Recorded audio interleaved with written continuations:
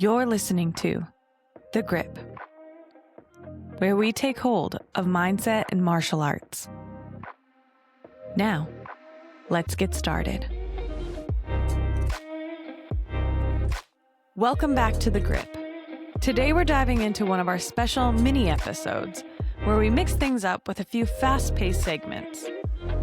We'll kick things off with Grip and Go, a round of rapid-fire questions to loosen things up and to get to know our guest in a fun way. Then we'll move into Roll Call, where I bring in questions straight from you, our listeners and audience. That way the guest can tackle what's on your mind. And to wrap it all up, we'll finish with Word into Wisdom. In this segment, the guest picks a number between 1 and 100. That number ties to a word from the nice list, which can be motivational and uplifting terms, and the naughty list, the gritty, tough, and sometimes challenging words. Once revealed, the guest unpacks the word, sharing their personal definition and how it's shown up in their life or martial arts journey, and what wisdom they take from it. That's it. 3 rounds, 1 conversation. Let's get into it. All right. Welcome back. And thanks for tuning in to our mini episode.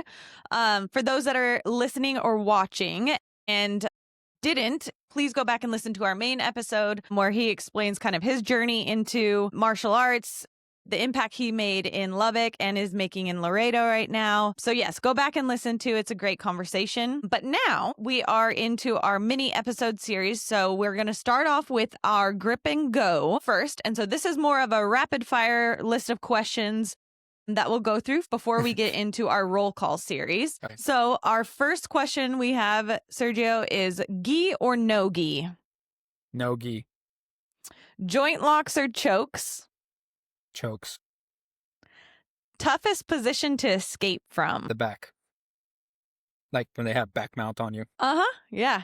MMA walkout song of choice. Oh, man, I don't know. It kind of Did depends your- what I'm feeling. Change each time? Yeah. Oh, yeah. Yeah, I think my last walkout song was when I fought Tanner Arnold. That was in Oklahoma. I walked out to Cartel de Santa, which is like a Mexican rapper. Cool. So I was just kind of feeling that, at the time. So, yeah. Yeah. Training mornings, afternoons, or evenings? If I had the choice, I'd say afternoon. Okay. If you could roll with any martial artist, alive or dead, it would be... Man, I don't know. I can't think of it. There's so many of them. Would it be any of the people that you were influenced by when you were reading say the book? I would say definitely Renzo Gracie. Okay. He's my favorite of all the Gracies, yeah. Your personal fuel before training is not Denny's. No, not Denny's. Just a clean protein, yogurt, cottage cheese with maybe some fruit, and always an energy drink Okay. of some kind.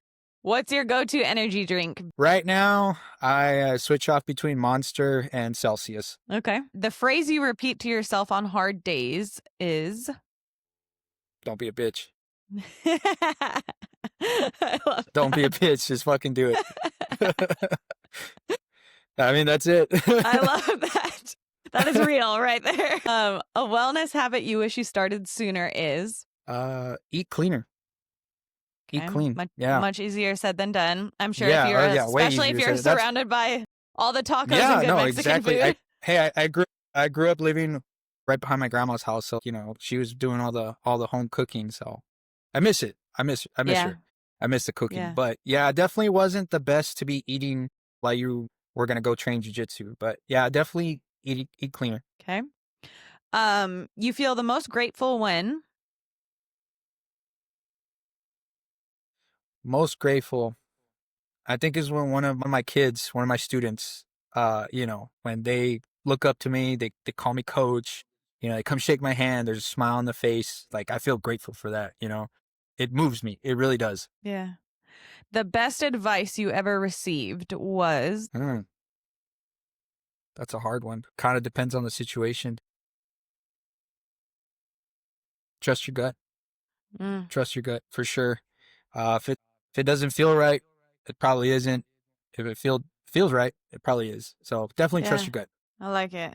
Very good. Okay, this next series now, Sergio, is what we call roll calls. Okay, so this is questions that we've gathered from the audience, and I kind of tailored depending on who I'm talking to. Okay. So I have a series of questions just from our listeners, so they can pick your brain a little bit. So our first question is, what was the hardest part of your journey to black belt? The hardest part. Mm. Probably comparing yourself to others. That's always hard because, there's always somebody better than you. But if you start like really looking at it like, man, I'm like shitty blue belt or I'm a shitty purple belt. Like there's times where I feel like a shitty black belt. I'm like, man, I suck. But yeah, definitely comparing yourself to others, to other people, even within your own rank. Yeah. Focus on your own journey. Focus on yourself. Be a Yeah. better person, a better version of yourself. Yeah, I like it. How do you prepare mentally before a big competition or fight? I like to surround myself around loved ones and friends. I like to keep everything lighthearted, treat it like a day like any other. You get Mm-hmm. up, you have breakfast, play some video games, and just surround yourself with positive energy. Mm-hmm. You had a good training camp, you get along with your teammates, your coaches, surround yourself around that. And I feel like that helps because it takes your mind off the anxiety, or it takes your mind off of what can possibly happen, and it just kind of centers me, and it makes me realize what the reason or why I'm doing this, and it's Yeah. it's for this, it's for my friends, my family, my son, all that. Yeah. Love it. What advice would you give someone starting BJJ later in life? Take it slow. Take it slow and listen to your body. If you really want to show improvement, you got to come 2 days minimum a week. Mm-hmm. Push yourself. Like, you don't have to come 2 days in a row, 3 days in a row, but at least space it out. But yeah, if you want to start at an older age, definitely pace yourself.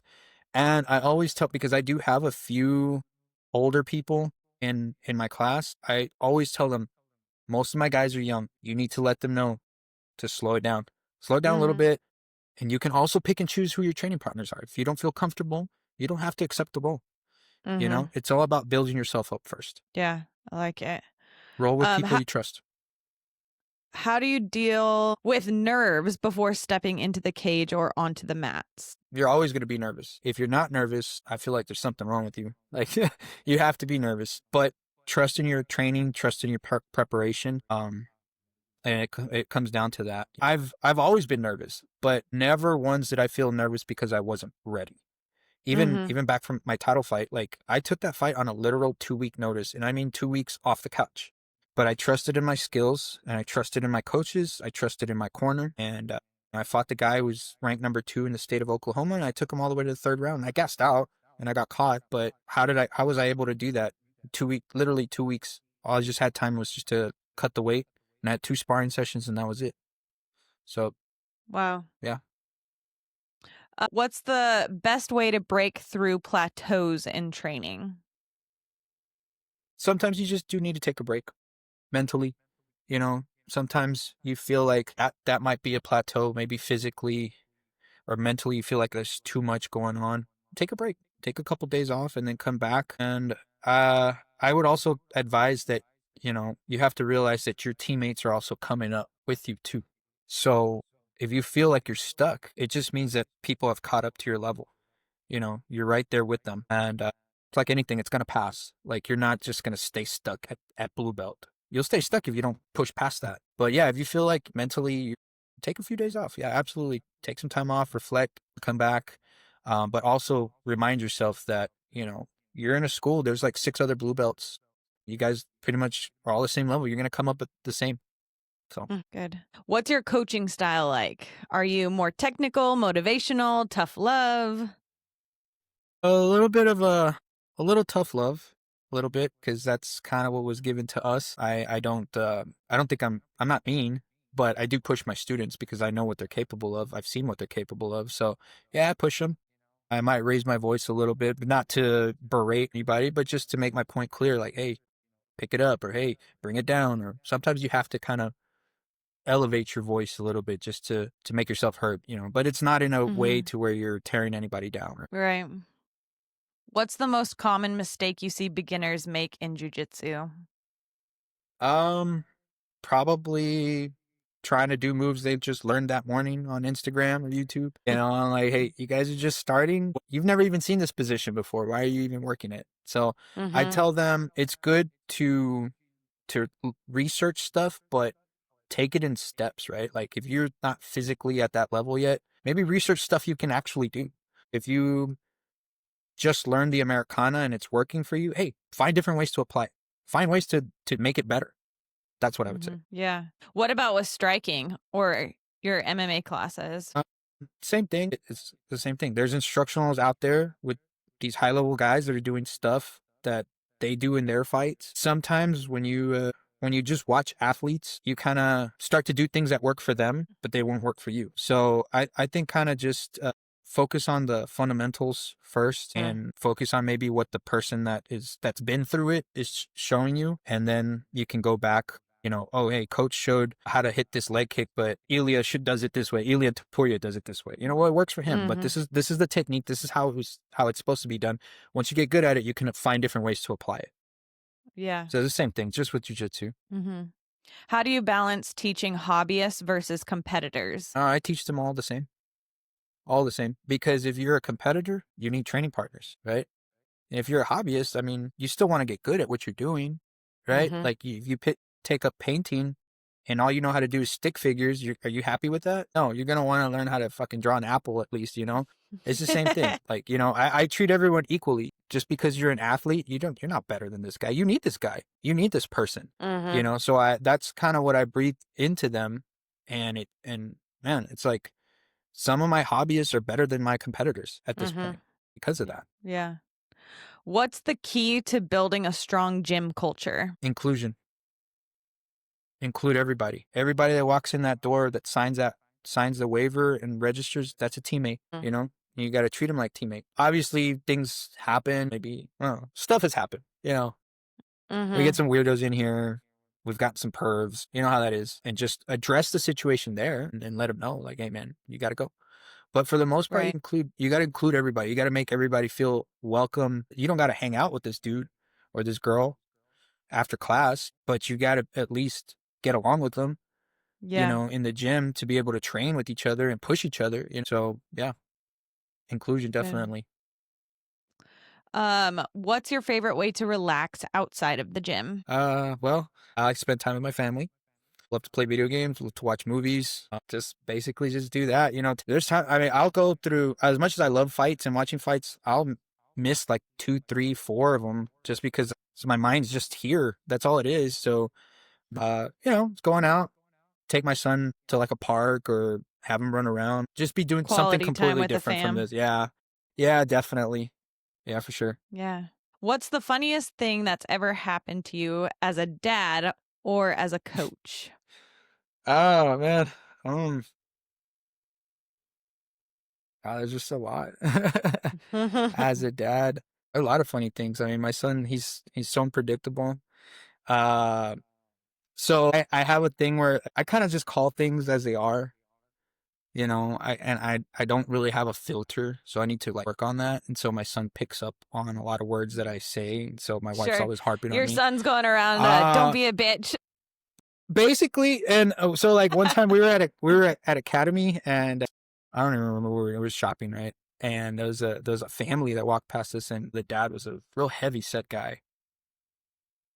And he looks at me as he walks by. He's like, "Daddy, why is that guy so fat?" I'm like, "Bro, are you kidding me?" Or this like right as soon as he passed, I'm like, "No." So I think, and he just kind of looked and just kept walking around. Like, I mean, he's 4. I mean, he's just, so it's just No filter. no filter at all. Like, he calls it as it is. That's probably one of the funniest things that I could think of off the top of my head. Yeah. Just kids are funny, man. They're unpredictable. Yeah. I have a question just because I'm curious. Are you watching the fights tonight? I'm gonna try to. Okay, so I know who's fighting, but so Yes. I'm going for Pereira. Of course, I'm a huge Pereira fan. And Okay. main event, I like them both. I like them both, but I feel like Marab's was gonna come out on top. I feel like he's just gonna crowd Corey and pretty much do the same thing he did to, uh, what's his name? Can't even remember his name. The color hair guy. O'Malley. Oh, Mel, there you go. Yeah, I kind of see something similar happening with that 5-round fight with Marab just grinding it out, just dragging him into deep waters. That isn't to say Corey can't come out on top. The guy's super talented, but that's just kind of how I see it going. Yeah. And last one, what do you think about Yuri versus Roundtree? Because those ones are both kind of strikers. Well, okay, that dude's just mean, man. When he comes to strike, he's no nonsense. He's not super flashy, but what's impressive about him is his efficiency and how he's able to just walk people down. And Jiri, man, that guy's just so unpredictable. He's got strikes coming in at different angles, but I'm going to have to go with Khalil just because I love his style. He was one of the ones that I started watching The Ultimate Fighter, and I just loved his story of who he was as a person before he started training, saved his life. And, you know, he's kind of like a comic nerd also, so I kind of relate to that as well. Yeah. And, I'm pulling for Khalil. Definitely Roundtree on this one. Yeah. What do you think now? Because, you know, jiu-jitsu is starting to become more accessible across platforms, right? And so I know one, you know, has been featuring a lot of BJJ fights, and then now UFC has their own BJJ. Are you following any of those? I watched CJI, the first two, just because like it was pretty exciting how their rule setting was. And I'm gonna be honest, I don't watch tournament footage or anything. I watch highlights, but some of these guys are so high level. And some of these matches, they're no time limit, submission only. They've been grappling for 30 minutes. I don't even see this. You know, so I follow it to a degree, right? And you know, I'm gonna find the stuff that worked and that I can apply. But they're just standing around for like 5 minutes grip fighting. And I get bored, I guess. It sounds kind of weird. I'm always doing jiu-jitsu and, you know, I nerd out with it, but at the same time, it's just like, cut out the stuff you don't need and let's get the stuff that we did need and go from there. Good. All right. On to our very last section of our series. So this is Word into Wisdom. So we have from 0 to 100. We have a naughty list. Okay. So this is more challenging words. And we have a nice list. So this is more just like uplifting motivational terms. Okay. So we will start with either one. Do you want to start with the naughty list or the nice list first? Let's do a naughty one. Okay. So next is you get to choose a number from 0 to or 1 to 100. 1 to 100. I don't know, 28. 28. Okay, so your word is arrogance. So a belief that you're superior to others and blinds you to your own flaws. So really with this word, do you have any experience with this? What wisdom can you take away from this? Or just your experience in general, advice that you have around the term arrogance? I mean, you see that a lot in the martial arts world. You know what I mean? People think that they are better than they are or that they know more than they do. That's definitely a big thing in this community. You know, you see a lot of guys that they're like 6-0, you know, but they fought a bunch of cans. So I feel like that kind of, they're arrogant, you know, well, I'm 6-0, you know, yeah, but you come in here and, you know, my guys are beating you up. You know, so yeah, I would say that you do see a lot of arrogance in the sport. Yeah. How do you manage that if you have somebody new that's coming into your gym and they have this, you know, you see that there's this level of arrogance? How do you approach that as a coach or within your gym community? I don't have to do any of that. I have my students do that. You know, they humble them. And then I'll talk to them afterwards. Yeah. You see what happened? You know, that guy's only been training for a year. You know, like, you know, it's kind of like you make them realize, you know, because we've had crazy guys come in here, say all sorts of crazy shit that they want to do this, they're going to do that, and then they don't even make it past their first class. So, yeah, you see it a lot, especially with the beginners. I let my students handle that. But if I do notice that something's like coming off to me, hey, man, you just got to tune it down a little bit because if you come in with that energy, they're going to match you in here, and it's not going to be a good experience for you. Yeah. And so kind of just like, oh, okay. And then they come in and they see it and they feel it. And that, it kind of like nips it in the bud, basically. So. Yeah. Good. Okay, moving on to our nice list. This is a little bit more uplifting or motivational terms. Okay. Pick a number again from 1 to 100. Um, let's go with I don't know. Let's go with 35. 35. Okay, your word is momentum. Strength or force Momentum. Okay. gained by motion or by a series of events. Okay, so what's kind of your personal definition with this, the wisdom that you take away with it, or how has it shown up in your life or Momentum. martial arts journey? Well, it's like anything. If you're doing something, like if you're working towards something and you're really, really dedicated to it, you build that momentum, right? If you build momentum into whatever you're putting energy to. So it's just like in training. You want to put energy into training, you build that momentum, right? And you keep it going, it becomes a pattern, and then it becomes a habit, and then from that habit it becomes your way of life.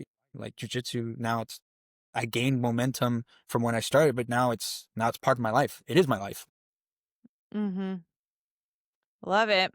All right, Sergio. Any other shout outs? Anything else that you'd like to share before we wrap up? No, not really. I mean, shout outs. I mean, of course, to my whole Lubbock crew out there, Jason, Gabe, Danny, all them guys from back in I mean, it's still a different breed, but back when I was there, miss those guys, miss training with all of you guys. So, miss you guys. Yeah, I miss for sure. my old gym family for sure. Love it. Well, and you're gaining a new one now, and it looks like it's really building up. So Yeah, I know. very good. All right. Well, for those that are listening, again, please follow Sergio and watch his gym grow and hop in if you're anywhere close to Laredo. You can follow them at Alpha Omega Jiu-Jitsu on Instagram, or you can follow Sergio specifically at Matt Daddy what? BJ. Matt Daddy BJJ. Perfect. All right, Sergio. Yeah. It's been an absolute pleasure. I really appreciate you sitting down and chatting. You've just been a joy and a lot of really great knowledge that you shared. And so I appreciate you, and I look forward to launching. Thank you for having me on. Yeah. Yeah. All right. Take care. Well, thank you. Take care.